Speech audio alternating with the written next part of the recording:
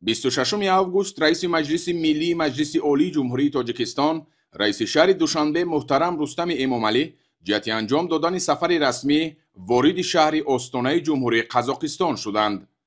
Дар фурудгоҳи байналмилалии Нурсултон Назарбоев, раиси Маҷлиси Миллии Маҷлиси Олии Ҷумҳурии Тоҷикистон, раиси шаҳри Душанбе муҳтарам Рустами Эмомалиро раиси Сенати парламенти Ҷумҳурии Қазоқистон Мавлен Ашимбаев, сафири фавқулода ва мухтори Ҷумҳурии Тоҷикистон дар Ҷумҳурии Қазоқистон ва дигар намояндагони расмӣ самимона истиқбол гирифтанд.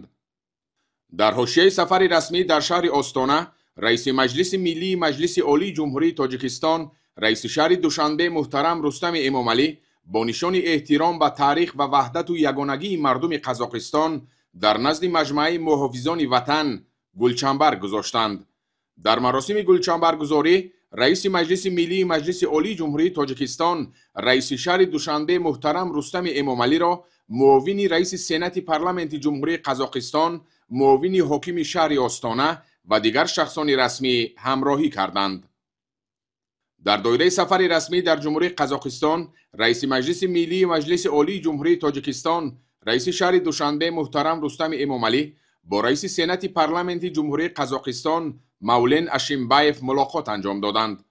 зимни мулоқоти хосаи роҳбарони палатаҳои болоии парламентҳо ва музокироти васеъ бо иштироки ҳайатҳои парламентии Тоҷикистону Қазоқистон, ҳолати кунунӣ ва дурнамои муносибатҳои дуҷониба, робитаҳои байнипарламентӣ, инчунин масоили мубрами рӯзномаи байналмилалӣ ва минтақавӣ мавриди баррасӣ қарор дода шуданд.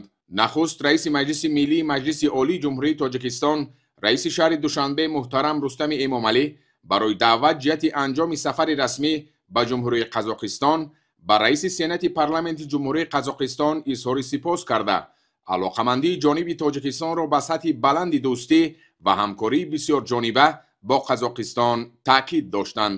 ҷонибҳо аз тамоюли мусбати муносибатҳои стратегӣ ва ҳампаймонии байни Ҷумҳурии Тоҷикистон ва Ҷумҳурии Қазоқистон изҳори қаноатмандӣ намуда, саҳми боризи сарони ду давлат муҳтарам Эмомалӣ Раҳмон ва Қосим Жомарт Токаевро дар тақвияти ин раванд баланд арзёбӣ карданд.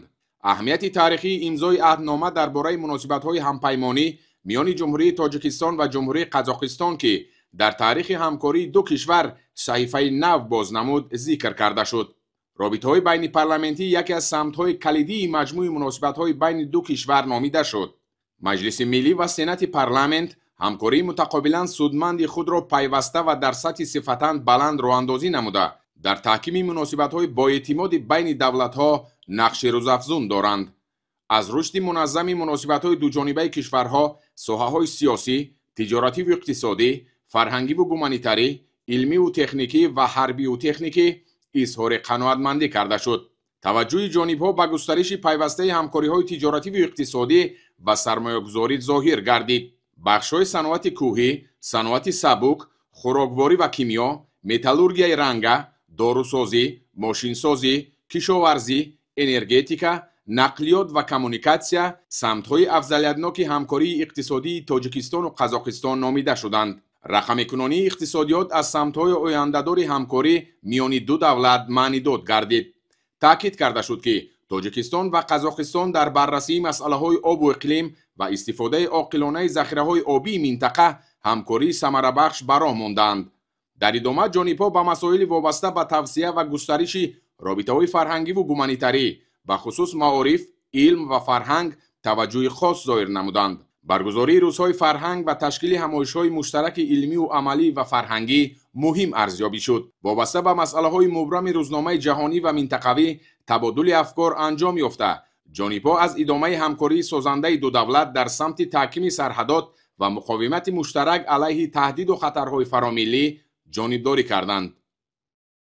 26 август дар ҳошияи сафари расмӣ дар Ҷумҳурии Қазоқистон, раиси Маҷлиси Миллии Маҷлиси Олии Ҷумҳурии Тоҷикистон, раиси шаҳри Душанбе муҳтарам Рустами Эмомалӣ бо президенти Ҷумҳурии Қазоқистон муҳтарам Қосим Жомарт Токаев мулоқот анҷом доданд. дар оғози мулоқот муҳтарам Рустами Эмомалӣ паёму таманниёти гарму самимии президенти Ҷумҳурии Тоҷикистон, пешвои миллат муҳтарам Эмомалӣ Раҳмонро ба президенти Ҷумҳурии Қазоқистон муҳтарам Қосим Жомарт Токаев расониданд.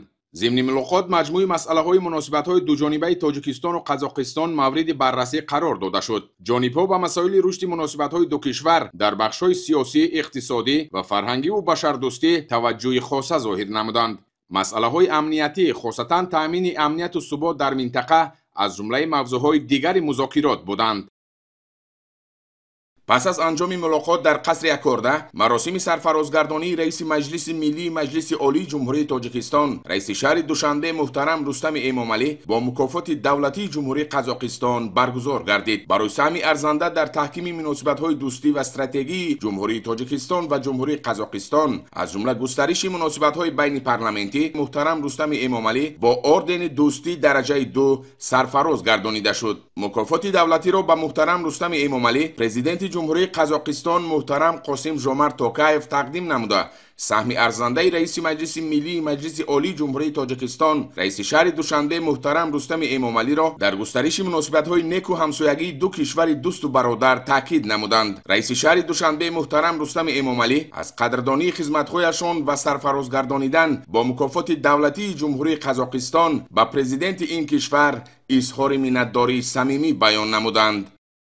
در ادامه روز در دایره برنامه سفر رسمی در قزاقستان، رئیس مجلس ملی مجلس عالی جمهوری تاجیکستان، رئیس شهر دوشنبه محترم رستم امامعلی در شهر آستانه از تکنوپارک بین المللی استانه هب بازدید به عمل آوردند. اطلاع داده شد که استانه هب یکی از کلانترین تکنوپارکان بین المللی استارتاپ های اطلاعاتی و تکنولوژی در آسیای مرکزی به حساب می رود.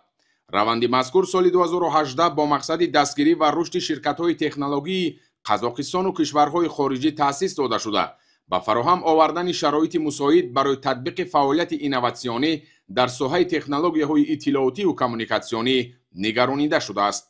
مورد به ذکر خاص است که ماه ایول سال جاری با تشبث نوبتی پرزیدنت جمهوری تاجیکستان پیشوای ملت محترم امامعلی رحمان قطعنامه مجمع عمومی سازمان ملل متحد نقش ذهن صنعی در فراهم آوردن امکانات نوین برای رشد استوار در آسیای مرکزی قبول شد که به حیث اولین حجت بین المللی بر روند تطبیق ذهن صنعی در سطح منطقوی توجه می‌دهد.